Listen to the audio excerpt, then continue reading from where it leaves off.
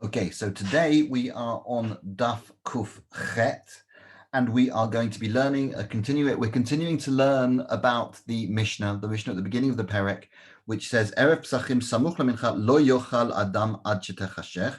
We're still learning about that very first line of the Mishnah, and we're starting to analyze it. Yesterday we saw that you're not supposed to eat from a certain amount, from Mincha, from Mincha Ktana. We established that it was Mincha Ktana, not Mincha Gedolah, so we are not allowed to eat from 9 seasonal hours until nightfall.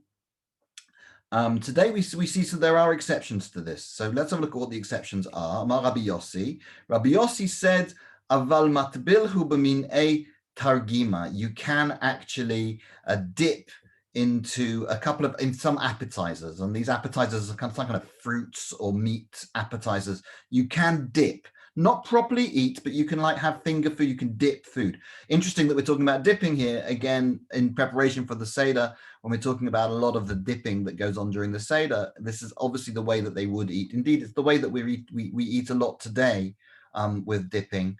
But dipping is considered an appetizer rather than the actual food. And so in this case, you were allowed to, because even though you're not supposed to eat so that you come in hungry to the Seder, this is not going to make you less hungry because it's actually an appetizer. So you are allowed to dip these foods. Rabbi Yitzchak says, and it doesn't have to be the fruit or the meat. You can also dip into vegetables. Those are also perfectly dippable, the way we do with karpas. You are allowed to dip for karpas. Interestingly, I've heard that, I haven't seen it in the Rambam, to tell the truth, but I've heard it in the name of the Rambam that he would allow people to eat the karpas as much as they liked before the meal during the Seder. Throughout the Seder, you're just dipping into the karpas and you're enjoying it because it's considered an appetizer rather than a full meal. I know that there is definitely an opinion that says you shouldn't have more than a kazayat of karpas because then you'll have to make a bracha achrona, which isn't part of the Seder. So there is a difference of opinion here. My purposes here is not to bring halacha, just to present ideas to the Daf Yomi. So moving on, there's another thing. Tanya Mihachi also, they said about this dipping, Hashamash, the personal servant, metabel b'vnei me'ayin v'notnan lifnei ochim. So the Shamash can actually dip into as they're preparing the food. You know they're dipping into the food. He can actually take a little bit of the gravy from the food and dip stuff into it, just to give people an idea of what's coming, how beautiful, how tasty the meal is going to be, even before they've actually had the meal. So that they can definitely do, according to this Tanya. And here we have al pi she'ein ra'aya ledavar zeicher ledavar shene'emar, and even though there's no proof, we haven't got a definite proof that you're allowed to eat these appetizers before Seder night. There is actually a hint in this pasuk which says niru lachem nir va'al tiz'u el hakotzim. So you should plow yourself a furrow and you should not sow your seed in the kotzim, in the thorns. So when you're preparing in order to sow your field, you need to prepare it. You need to plow a furrow first. And similarly here, you don't just eat cold.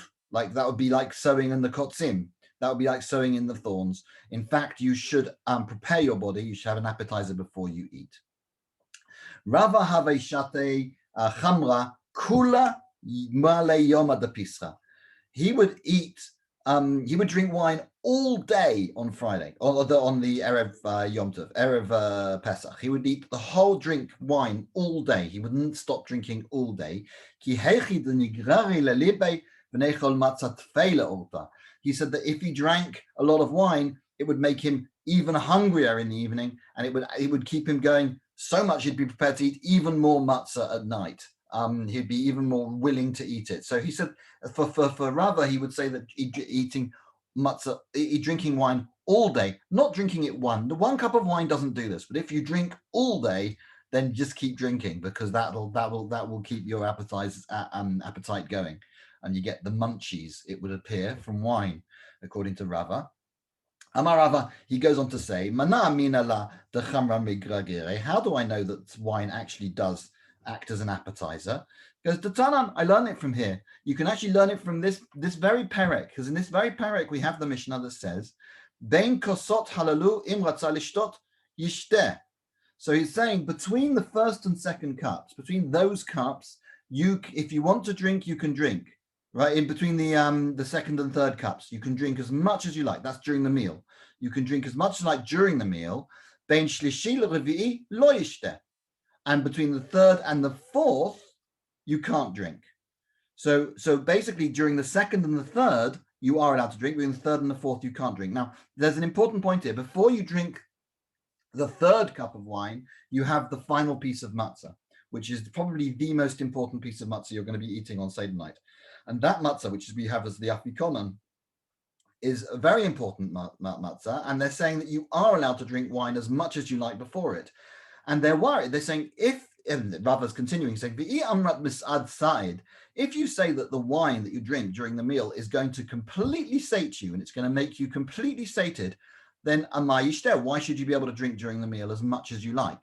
Then you're going to, when you eat the matzah at the end, the afikoman, you're going to be so full and stuffed. It's going to be like, it's disgusting. It's not really eating. It's base eating. It's not a nice eating. So therefore, because it says that you are allowed to drink wine between the second and third cups, and from this I know that wine does act as an appetizer, because the wine will actually act as an appetizer for the matzah that you eat at the end of the meal.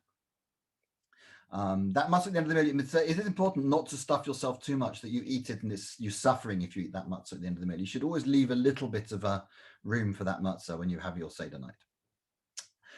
Rav Sheshet went the other way. Rav Sheshet sat the whole of Erev Pesach in fast. Rav Sheshet havayatev b'tanita kol malei yom av depisra. He would fast for the whole of Tanit Bechorot. He would fast for the whole of the day before Pesach.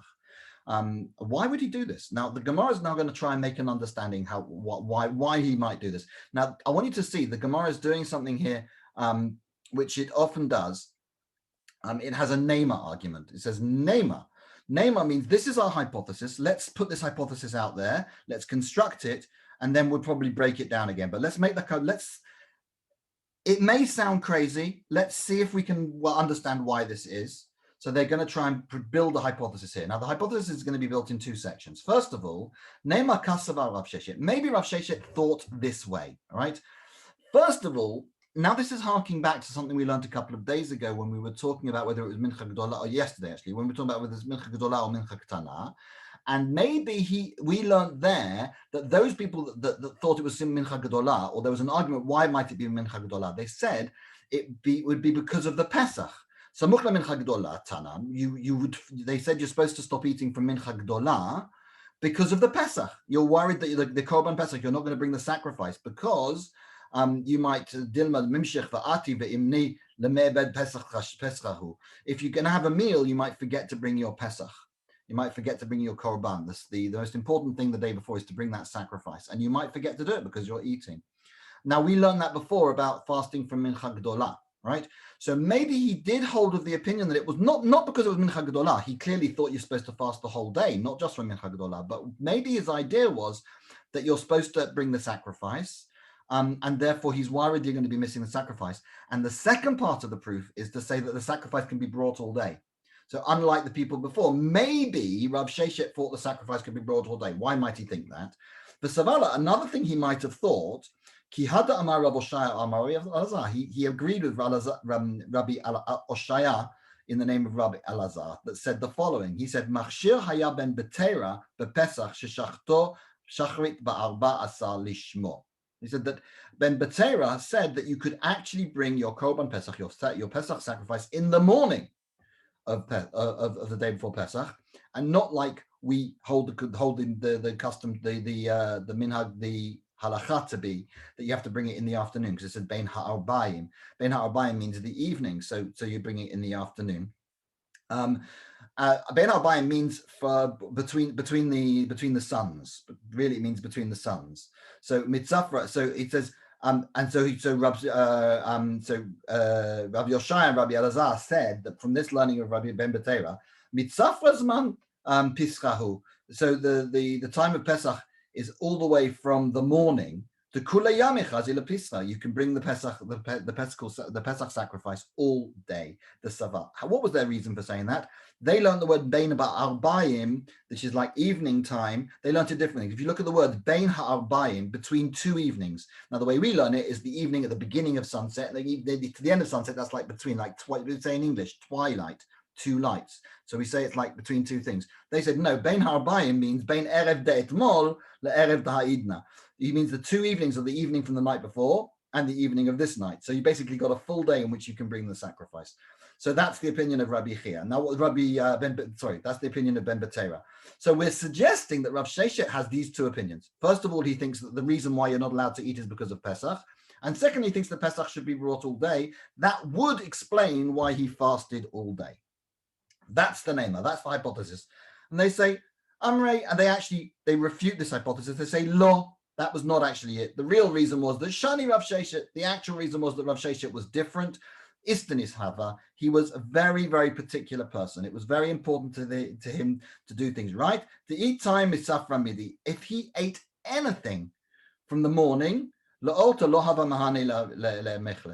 was of a particular constitution that if he was to eat anything from the morning, then he wouldn't be able to eat at night. So therefore, he didn't eat anything in the morning. Didn't eat anything from the morning on Pesach. Right, we're moving on to the next piece of the Mishnah.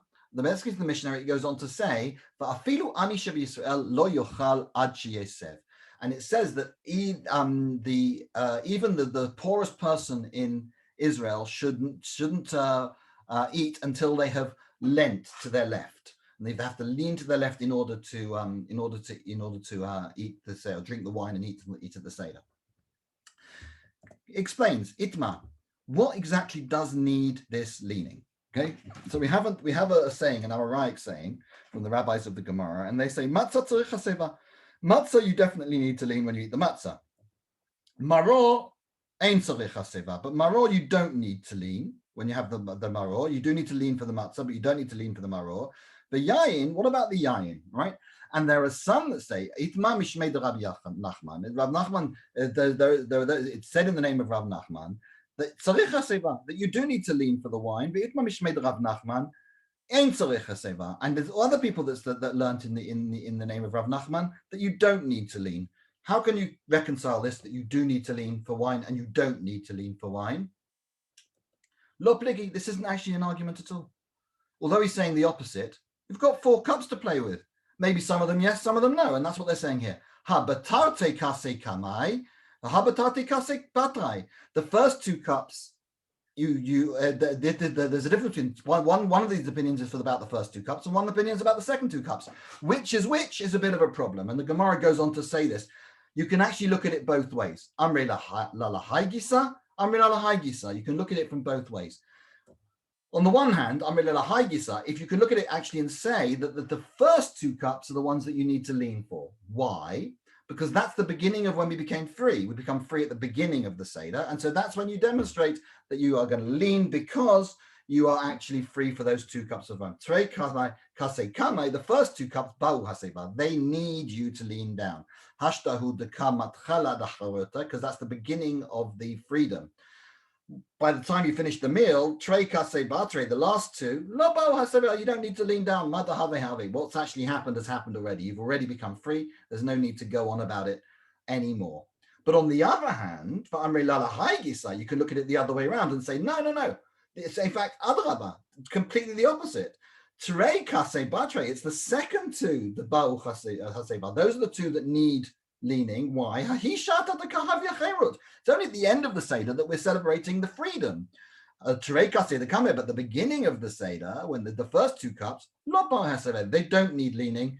Because that's the stage when we're saying avadim hayinu, when we're talking about being servants, being slaves. So we've got 2 different ways of looking at it. Either the first 2 cups you need haseva, or the second 2 cups you say haseva, depending on how you look at it. And the Gemara comes to a very simple conclusion. Hashta the itmahachi, the itmahachi. Since there's 2 different ways of looking at it, then we say that both the first 2 and the second 2 also you need to lean for both of them. Nice, very simple way of looking at that. Okay, The next piece of Gemara talks about what is considered to be leaning and what's not. And the first thing they say is prakdan loshme haseva. If you lean back flat on your back, that's not considered haseva.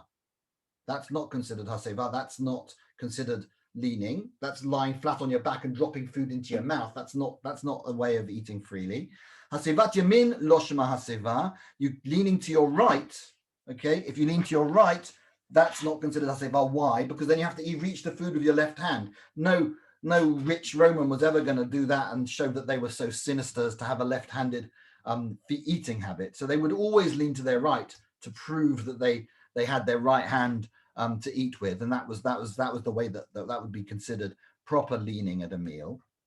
But not only that, Ella shema yakdim kaneh beveshet. But actually, the Gemara adds here that they are actually worried about your health here. They're a bit concerned whether you might your trachea and your esophagus are very close to each other. Your food pipe and your windpipe are very close to each other here. So you don't want to get the windpipe in front of the food pipe when you're eating. And they seem to think that that's more likely if you're leaning to the left. I think it's more likely that you're going to choke because you're using your left hand and you kind of like get messed up when you're eating. Talking the experience of someone who's very clumsy, I think that is something which might happen, more likely. But the way they look at it is they actually look at the actual anatomy of the body, and they look at this. The esophagus and the food pipe and the windpipe are actually very close together. If you look at this diagram, this anatomical diagram, you've got the esophagus and the trachea here on the diagram. One's on the right and one's on the left. Of course, it's not really the right and the left. One's at the back and one's at the front. But they are shown here at the bottom, and you can see just how easily it can be that the food can go down where there's the pharynx there. It can go down and actually go down the wrong way if you're not eating sensibly, especially in a meal where you're eating and talking. You have to be very, very careful. And so they say you should leaning to your right is actually dangerous. Moving on, they go on to say, Isha etzel bala lo baya haseva. A woman by her husband does not need to lean. I'm not going to sugarcoat this. It was quite obvious to me that the rabbis of the Gemara thought that a woman was subservient to her husband, and in that situation, she shouldn't be leaning. She doesn't need to lean in front of her husband, because that would be rude if you're being a subservient to your husband. Clearly, that's what they thought. The average woman was subservient to their husband. Obviously, that's not the case. And the Gemara takes that into account. It says, the im isha chashuvahi. Even then, they knew that not all women were subservient to their husband. Indeed, im isha chashuva, if she's an important woman, then she needs to lean down. Of course she does. If she's an important woman, then she should be leaning. Of course, this is the halacha for today. All women are important, so all women have to lean. That would seem quite obvious to me. But there's no denying the fact that they were a little bit sexist in those days. What we would call today sexist. Of course, in those days, they wouldn't necessarily have had that terminology. It's a bit of an anachronism. Ein etzel aviv ben etzel aviv bai haseva. So a son in front of his father does need to lean, even though you'd have thought that he would, out of respect, he shouldn't. The question is now asked, what about a Talmid? What about a student by his rabbi? Talmid etzel rabo mai. What does he have to do? And the Toshma, Abaya says that when we used to actually, this is actually a case that we came up when I was a student. Ki havinan beimar zgeinin abirkei dahadade. When we were staying with Mar Zakenin, ki atninan lebei Rav Yosef, we would then walk to Rav Yosef's house for Seder. And he said to us, Lo tzrichitu, you don't need to lean. Mora rabcha kamora shamayim. The fear of your master should be similar to the fear of heaven, and therefore you do not need to lean if you're in the presence of your master, i.e. your teacher. But we have a Gemara, we actually have a piece of Mishnah material. The Rabbanim of the Mishnah actually said quite the opposite. They said, Im hakol meitave, this is the argument, Im hakol adam mesev. It doesn't matter who you're eating with, whomever you're eating with, you need to lean. Va'afilu Talmid etzel Rabbo, and it says it very clearly. Talmid etzel Rabbo does need to lean. So how does Rabbi make sense of this? He goes, no. When that says Talmid etzel Rabbo, the student and his master, that's actually referring to Kitanya Hahi. That learning is not referring to a student of Torah with his rabbi. That's not what it's talking about. That's talking about Talmid v'Rav. That's talking about a carpenter's apprentice. So if the apprentice is eating by his carpenter's house, but Shivaliah the Nagare, if the carpenter's apprentice is eating at the carpenter's house, then he does have to lean. That is definitely the case. The next question is about the shamash. What about a personal servant? Ibaylahu shamash mai. What about the personal servant? We've seen throughout the perek that the personal servants in this perek were very, very much free thinkers and clearly were not subservient in any way to the people they were serving. They were actually just performing a duty and they were not actually lowering themselves. And that seems to be held out here. Toshma, the rabbis say, the Amar Rabbi Yoshua ben Levi, Rabbi Yoshua used to say, Hashamash she'achal kazayit matzah, shamash, when he ate a kazayit of matzah. So a shamash is walking around all the time. He's not sitting down to eat. But if he does sit down to have even a kazayit of matzah, as long as he leans down to eat it, then he is going to be fulfilling his obligation. And it's important to notice that meisev yatsa. This, when he says this, he's referring to the amount. He's talking about a kazayit. But what was interesting here is that he does use the word meisev, and it says meisev in, so that he is going to fulfill his obligation if he leans. The word in here means not ain as in no, it means in as in yes. In the same way as you could say ken in is very similar. So in, yes, when you are leaning. Aval lo meisev, if he doesn't lean, then no, then he's not going to be fulfilling his mitzvah. Okay.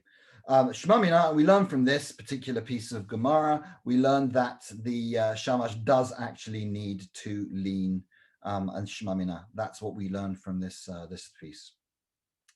We now move on to the question about women, whether the women have to drink the 4 cups of wine at all. Amar Rabbi Yoshua ben Levi. Rabbi Yoshua ben Levi says, this is from the Mishnah material. This is Rabbi Yoshua ben Levi, who was one of the Tanaim. He was a rabbi of the Mishnah. Nashim chayvot ba'arba kosot. Hallelujah. The women are also obligated to drink these 4 cups. It's not just the men. Everyone has to drink these cups. Because they're also involved in the miracle of coming out of Egypt. And there's a Amar Rav Yehuda Amar Shmuel about this. He says,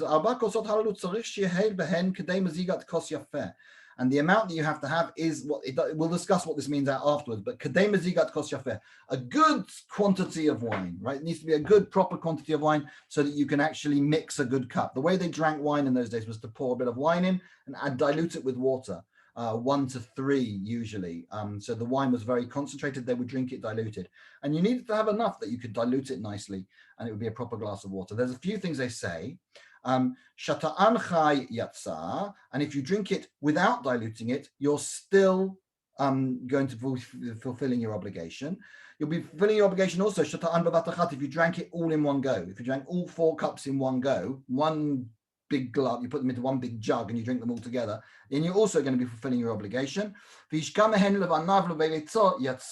And if you give them to your children or to the servants in your house, then you will also be fulfilling your obligation.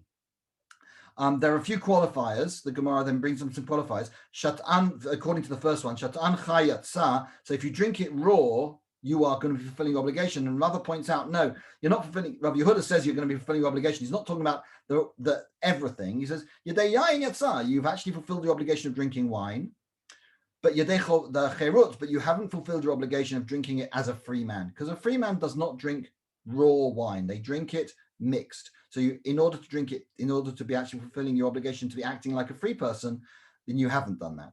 And if you drink it in one go, Rav Amar, yes, you have fulfilled your obligation to drink wine, but yedei alba kosot lo yatsa, but you haven't fulfilled your obligation to drink 4 cups of wine, because even if it's 4 times the amount, you drank it in one jug, that's considered 1 cup. Amar Ravna, and then hishkav behen levanav levnei beito, if you give it to your children, yatsa, you've fulfilled your obligation. Amar Rav Nachman bar Yitzchak, that is only the case. He has to drink the majority of the cup to start with, and then he can give the rest to his children and to the other servants in his house. Another piece of tonight material says Alba Meitave, and this seems to be disagreeing, because there we saw what was the quantity of wine that we were supposed to be drinking? Kadei mazigat kos yafeh, so that you can mix a good cup of wine. But here we have an exact amount. In this piece of Mishnah, we have Alba kosot halalu, tzarich sheyeh bahen kadei revi'it. These 4 cups, there needs to be a revi'it. A revi'it is a specific amount. Tomorrow we'll learn more about what that amount is, but it's a specific amount. Echad chai, echad mazuk, doesn't matter if it's raw, if it's unmixed or if it's mixed. Echad chadash ve'echad yashan, doesn't matter if it's new wine or old wine. Rabbi Yehuda Omer, Rabbi Yehuda said it's very important. It has to have both the appearance and the taste of wine. It's no good having something which doesn't look like wine. The appearance of wine is very important, as any wine taster will tell you. Indeed, anyone who's ever tasted wine, the depth of color does make a big difference to how you enjoy it. And that's what Rabbi Yehuda is saying. It needs to look and taste like wine. The important thing in this was the word revi'it, because it seems to disagree with what we had before. Ktani mihat kadei revi'it. So the actual amount of wine you need to drink is a revi'it, which is revi'it, so basically a cupful. It's that's how much you're supposed to have. But amrat kos yafeh. But you're saying no, you're supposed to have like a kos yafeh, a big cup, which is suitable for mixing your wine together with. So which is correct? And they go, the truth is this is exactly the same amount in both cases. When you say kos yafeh, you're referring to revi'it. When you say revi'it, you're referring to kos yafeh. It's exactly the same. My kadei mazigat kos yafeh. What is the mazigat kos yafeh? The kama kol echad ve'echad. That's to make sure that everything has there is enough there for a revi'it in every single case. Finally, we're going to just talk about Rabbi Yehuda's statement quickly. Rabbi Yehuda says, it needs to have both taste and the look of wine. Amar Rava, and Rava says, now this is important. This is actually an important piece of halakha coming up, right? My Talmud Rabbi Yehuda. What is the reason for Rabbi Yehuda? Why does he think that why does he think that the look of wine is important? Because the pasuk says, "Al terei yain ki yitadem." Okay, don't look upon the wine because it is red. So we have a pasuk which refers to wine being red. So it has to really be red in order to be a good wine. For this reason, there are many opinions that say you should not have white wine at the Seder. There are also opinions that say that today white wine is considered like red wine because nobody considers it to be anything other than wine. But the concept is still there is a definite preference here in the Gemara for red wine over white wine. And I shall leave it there.